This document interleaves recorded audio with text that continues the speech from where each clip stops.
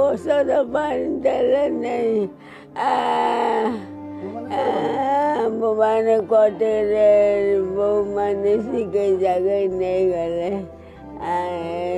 ଆମେ ତ ହଇରାଣ କରିବୁ ତୁ ମରିଗଲେ ଆମେ ଆସିବୁ